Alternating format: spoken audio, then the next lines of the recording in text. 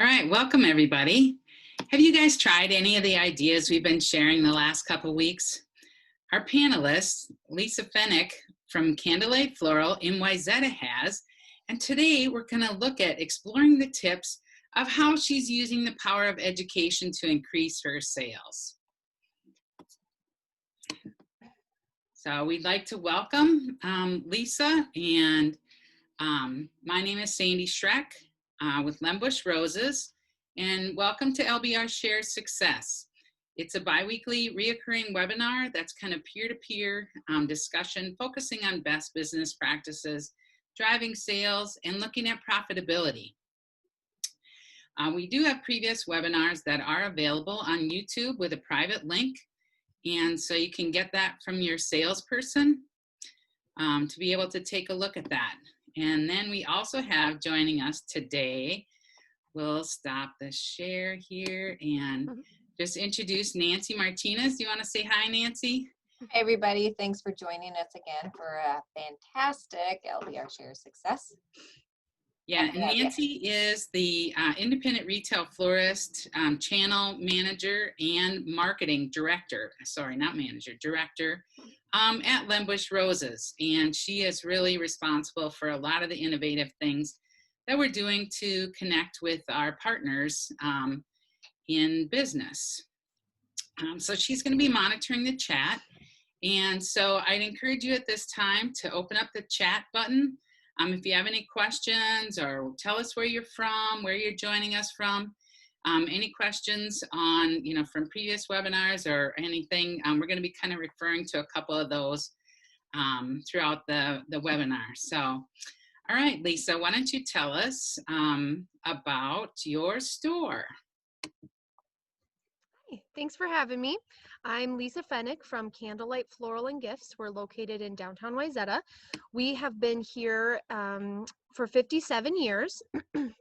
My husband and I bought the store 5 years ago, and I worked there for 5 years before that. So I've been with Candlelight and Lembush for 10 years now. Wow.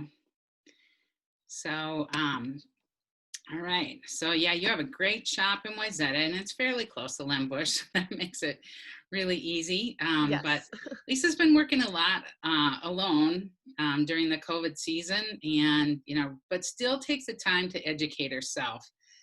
Really working on learning best business practices and ways to connect with customers. Kind of learning how to grow and manage her social media sites. And so today we're going to start by taking a look at those, and you'll just give me a second here. We'll go and we're going to take a look at Lesa's Instagram page. And I know we have a lot of customers utilizing Facebook primarily, and some are a little bit scared of Instagram. So with Lesa kind of leading the way here on Instagram, she's going to share how she's successfully using this and kind of doing cross promotions and some of the things that she does on Instagram that can transfer over to Facebook. So why don't you tell us a little bit about that, Lesa? Yeah. So Instagram's really fun because it's primarily it's all pictures and videos. And it's nice to break up the stories and the commentary that's on Facebook so much. And so I'd photograph all of our bouquets before they go out for delivery, and when there's ones that are really extra special, those are kind of the ones that I put on. It's very easy to add it to both platforms. So when you go to upload your photo on Instagram, down at the bottom there is a little slide button, and it says also post to, and then you can put Facebook. And when you click on that, you have to log into your Facebook, and then it'll kind of link the two accounts. And then it makes it really easy so that when you make that post in one spot, it does it again for you, so you don't have to do it twice. I always like to tag a location, whether I say I'm at Candlelight or I'm at Lembush Roses if I'm featuring their flowers, or this one that Sandy just popped open says I was at Highcroft, which is where the woman that received the flowers works. So that's how I do that. Something else that Instagram really takes to are hashtags, which are very scary but get a lot easier the more you do them, just like anything. In the past, Facebook did not recommend hashtags, and so it didn't do anything for your analytics if your Facebook had hashtags. That's changing. They're learning that hashtags are important to people, and so Facebook is now kind of catching on to that. But what I usually do so that my hashtags don't gunk up my whole picture is I will do that as the first comment. So I have here, it says happy anniversary to @Ann, and then my first comment are all of my hashtags, so they're still associated with that picture but not gunking up the message that I'm trying to convey. All right, so let's just kind of take a look at what the power of those hashtags are. So here what she did is kind of started looking at what the occasion was, anniversary gift, and let's take a look at the sunflowers on this. For example, if you click on that hashtag, you can see it has over 3.5 million followers that follow that hashtag sunflower. So now she's broadened her reach on that post that it will go to. Oopsies. It will go to all of the people that are looking at the sunflower post or sunflower hashtag as well.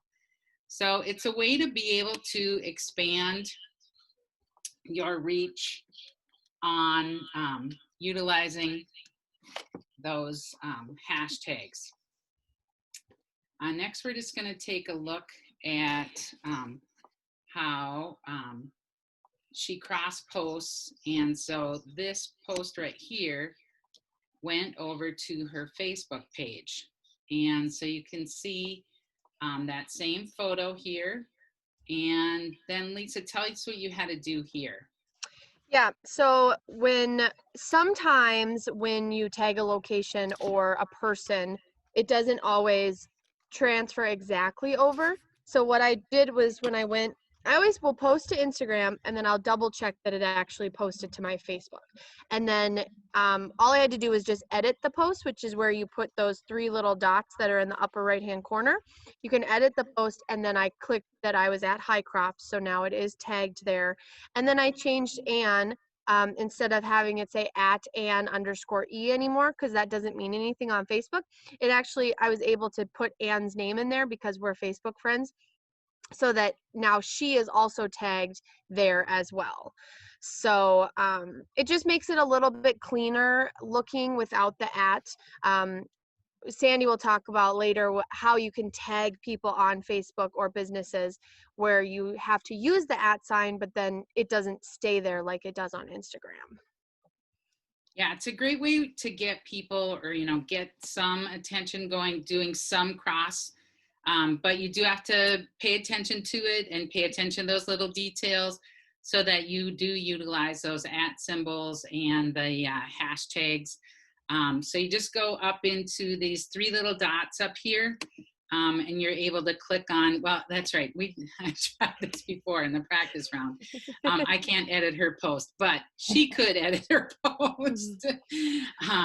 But let's just take a look at another one of the things that you're doing, and look at this photo here. And what impact now, if you're scrolling, this is going to make you stop. So tell us about this. Yeah, so this is actually from an app called Boomerang, and Boomerang is owned by Instagram. So if you were to try to do a live or a story on Instagram, this Boomerang would give you an option. I like to use it through the app itself because then it saves them all, and I've got a whole gallery full of fun, goofy boomerangs. And so you can either do it where I did, where you like zoom the phone in on the pictures, or you can like hold the phone in place and then you can spin the flowers or like go from side to side. It's just a fun way to, like Sandy said, it just stops you from scrolling. And especially on Instagram, people just scroll so fast and they're just going, and all of a sudden you're like, oh, that's cool. So gotta draw attention to the really, really pretty flowers when I do that. Yeah, and another thing that you can do now is change your photos to 3D photos. So you wouldn't want your all of your feed to be all of those things, but Mhm. if you have something that works really well in 3D, like an arrangement, something that they can turn their mobile device and be able to look at it, it just increases that engagement. And that's Mhm. really what we're looking for, increased engagement and getting people to stop on that social feed instead of the swipe, swipe, swipe, right? Mhm. For sure. All right, so let's just take a look then at how you do some of those posts. And so here's our Lembush website, and you'll see I posted a video yesterday, and you can see that there are some text that are blue on this. So this was tagging Sandy Schreck. I hashtagged plants in the descriptions and plant parents, and then added our normal hashtags, the LBR educates and the LBR inspires. And so let's just take a look at creating a post here and just kind of understand how you do that. So what you're going to do is, instead of including all your hashtags at the end, to include them into the description of, like, the sentence of your description. So try a new way to sell plants. I'm going to do with an S. There is followed more. And then join. And now, so instead of the hashtag, I'm going to use the @ symbol. And I'm going to type in Sandy Schreck.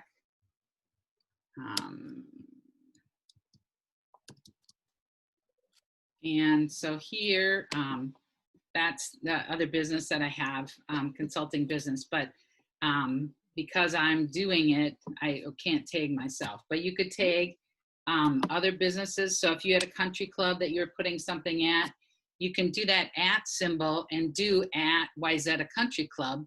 And then that post will feed to their channel as well. They can decide whether they will add it to their timeline. So they'll get a notification that you were tagged in this post. Would you like to add it to your timeline? So it's a great way to do cross marketing for yourself and those customers. So join Sandy Schreck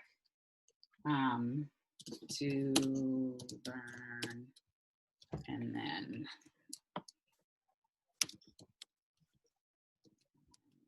how to,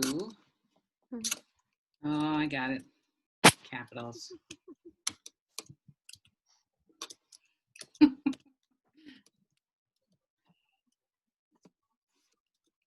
So you can see how they turn blue. And you could do something like create a home decor. So tag home decor, tag plant parent. And so just on those videos, that's how you increase your engagement. So the @ symbol and using the hashtags within your post, within the sentence.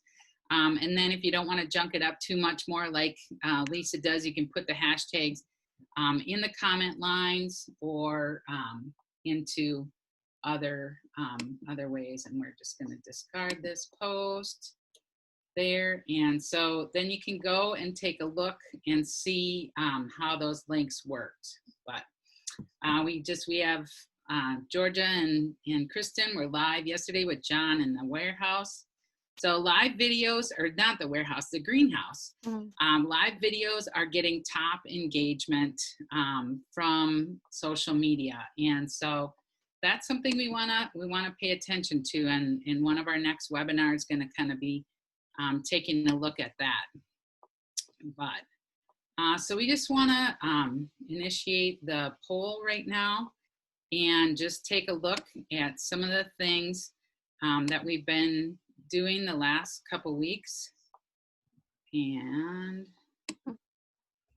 oh, this is bad. Okay, give me 1 second here.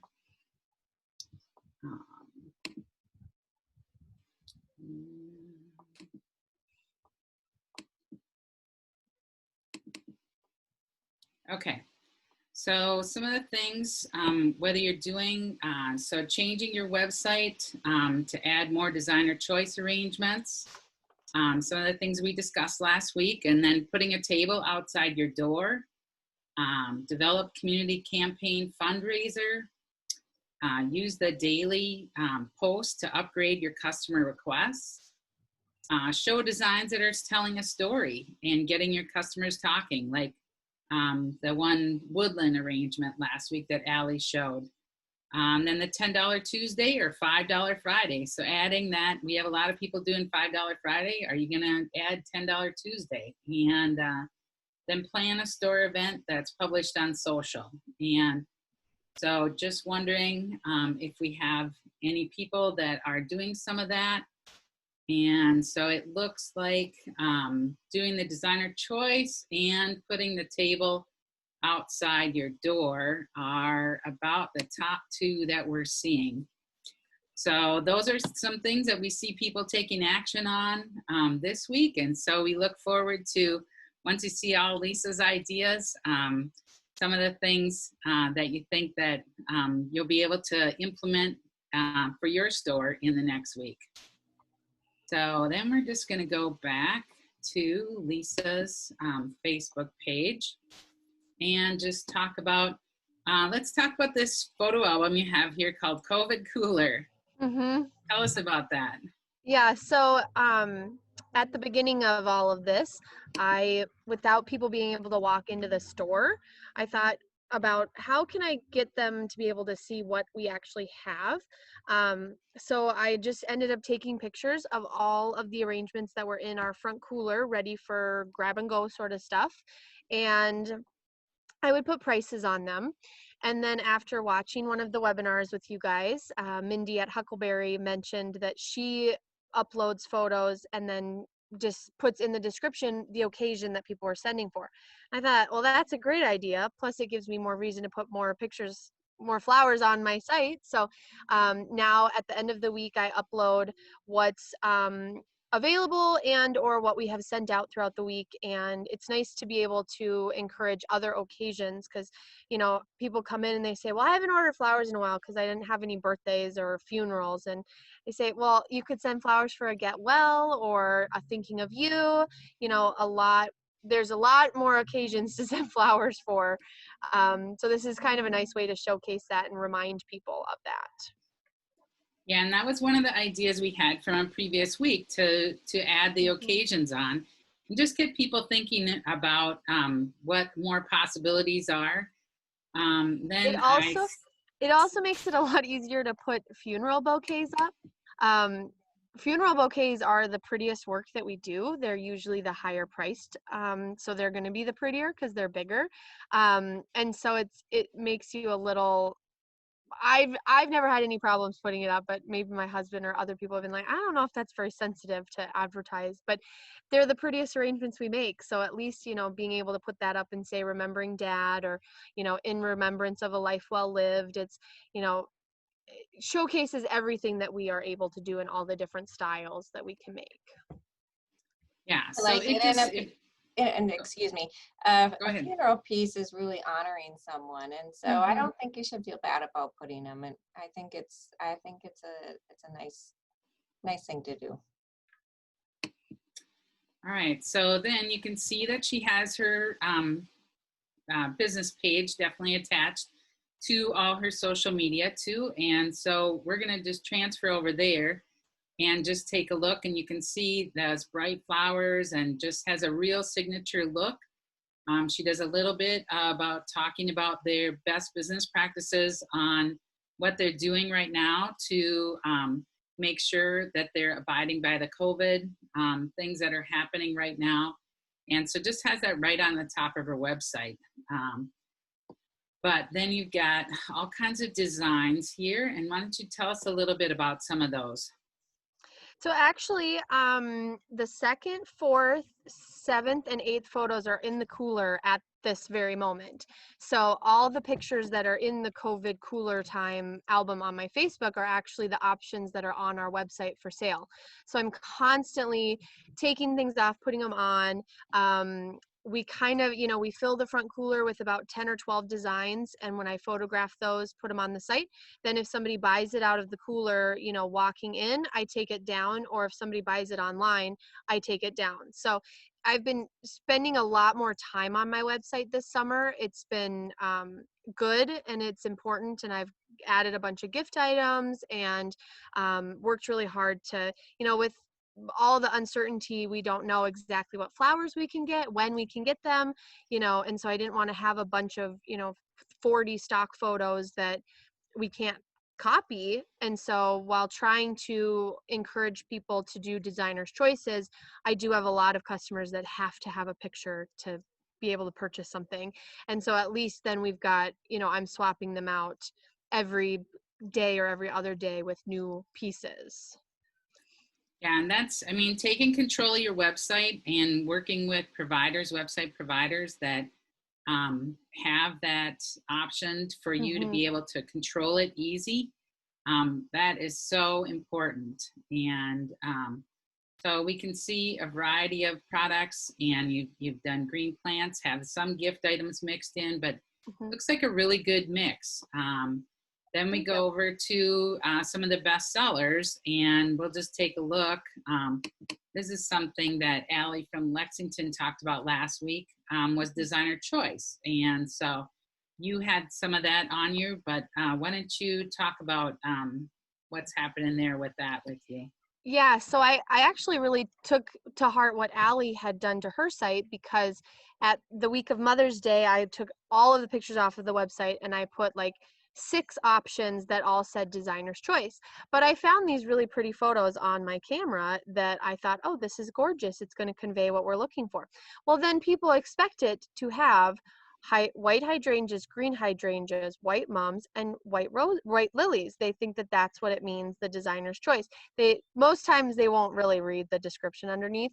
So I liked Allie's idea that you do more of a dull photo in the background that shows you the shape of it, and then not let them see any specific flowers. I do have one on the site that's called Bright Spring, Designer's Choice Bright Spring, and it's got, high and magic roses, yellow gerberas, green hydrangeas, pink stargazer lilies, and a couple other things. And people thought that that's what the flowers had to be in the designer's choice bouquet. And that doesn't make sense in my head, but I can understand how that's how they would read it. So that's my next step. Is my next thing to do is fix my designer's choices, because I like to encourage people to do designer's choice. You get a better product. We all know that. But a lot of times people just have to have a photo. That's how they're kind of raised right now. Yeah, and just increasing the transparency on that photo is going to blur that out enough, I think, that but that's a great tip. It's a good call out. So it's good that it's working. It is on, something that right now, with the differences in availability, that you're able to kind of sell what you have in the shop. So right. It's a good way to go. And I like your COVID cooler on how you're taking stuff on and off. And it's like, yep, the things that are on top of my website are in my cooler and done. I know I can do them. Yep. And I don't have to feel like I have to substitute things and stuff like that. So yeah. All right, so we're gonna go back to your Facebook page, and here we just see. One of the other things she shared, I did a plant video last week that we talked about some plant care tips. And just took that and reposted it on your site. And so it's a good way, we want to be able to provide you guys time-saving content too. And so to be able to take that video and just share it with your customers, and be able to use some of those plant tips for them to be able to grow their business. All right, so what are we looking at here? Yeah, so when Mindy at Huckleberry in Dodge Center was a panelist about a month ago, I think, 6 weeks ago, she had been bragging about what a great job she's doing selling her Huckleberry mugs with flowers inside of them. And I said, you know what? There's a gentleman that walked in my store that very day and was trying to sell me mugs made in Plymouth. And I called him up and I said, let's do it. So we have some cute ones that say home or Lake Minnetonka or have a heart in the state of Minnesota.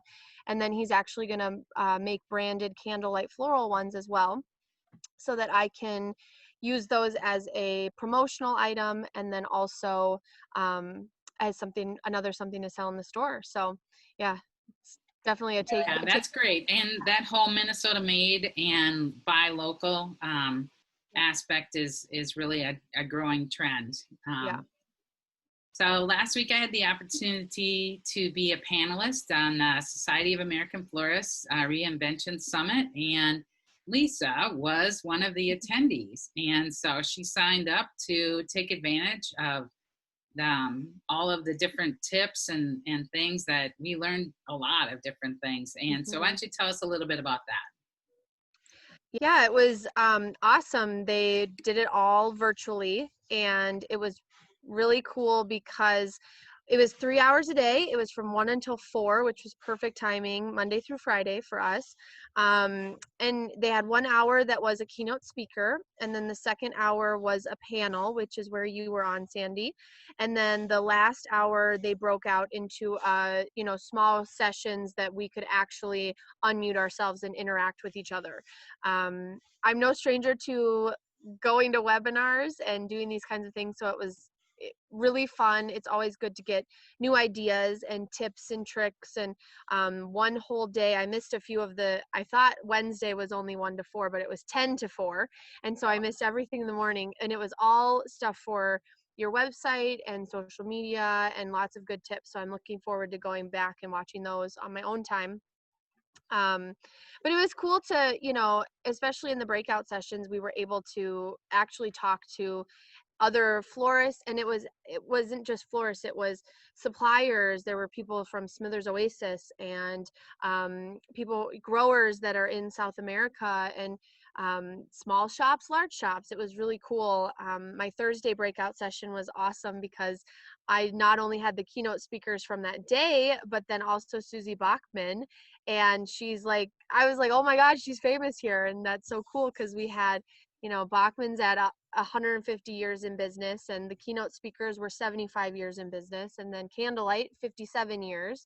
So that was pretty cool to be in a discussion with everybody and to reassure ourselves that we're all in the same boat. We're all here for each other. Everyone was really supportive. And then to also remind us that we are doing a good job, that we can steal ideas from each other and we can always learn from each other. And someone did say, I can't remember who said it, but they were like, there are no new ideas in the floral world. We just recycle them from each other, and that's okay, because we're honoring each other by doing what they're doing, and growing our businesses and helping each other out. And so it's really cool. I love doing that kind of stuff. I'm not often do I talk to people at, seminars and stuff. I get kind of nervous and quiet, but being able to be online and to talk to people that way while also learning and educating ourselves was really cool. Yeah, we see, Nancy, did you want to add some? No, I love that you said that, Lesa, that you're honoring each other by using others' ideas. And if we can just have that mentality, that is huge. Mm-hmm. And really, very few of us are in direct competition with each other. And I say us, speaking as a independent retailer on your behalf. So why not? And why not help each other? Because there's going to be somebody else out there that has an idea that you want to embrace, and we should. And I think it just helps us, all of us, be stronger. That's great. Thanks for that. Yeah, most definitely, and it's one of those deals where it's not stealing an idea, it's being inspired by an idea, and it's a compliment that you want to do your own twist on it. I mean, everybody's going to do something different that kind of makes it match to their marketplace, but it really is everybody kind of partnering together to kind of inspire each other and lift everybody up, and that's what we have to do right now. And exactly. All right, so we're just going to go back and take a look at your website. And just one of the other things that I noticed that you're doing actually is subscribe to Thirst. And that's my online magazine, and I subscribe to that as well, too. But so you're sharing some of our LBR posts with, some of the supplier type things. And then also, I thought this was great, too. Just sharing the post about the buying local article and just adding relevance to that. So why don't you speak to that a little bit? Yeah, I'm all for free content that's already been put together for me. I like to share stuff. I'm in a ton of forums, and I follow a lot of other shops and news sources in the floral industry. And while maybe it interests me when I share it, I don't know if it necessarily interests everybody else. But you say like, oh, you should try to ask questions and don't always make statements in your posts. And so I saw this article and it talked about why you want to support local growers. And if anybody has been on our Instagram or Facebook, they know that we are very passionate about you guys at Landbush Roses and our friend Doug at Prairie Garden Farms in Starbuck. Right now, my cooler is about 90% Minnesota grown, which is really awesome. And I love to share that. And then to just be able to share a post that I didn't really have to do any thinking about was a win-win. That's Yeah, awesome. it's a great way to be efficient and with your posts, and also get some variety in there. For sure. And that's, on your feed, it's important to have that variety. So some videos, maybe some, the boomerang, the 3D photo, sharing magazine articles, and then along with all of your beautiful designs from your cooler. And so Nancy, do we have any questions out there? I don't see any of it as of yet. Okay. All right. So do you just want to add some comments, or Oh, sure. invite you to just kind of close us out here?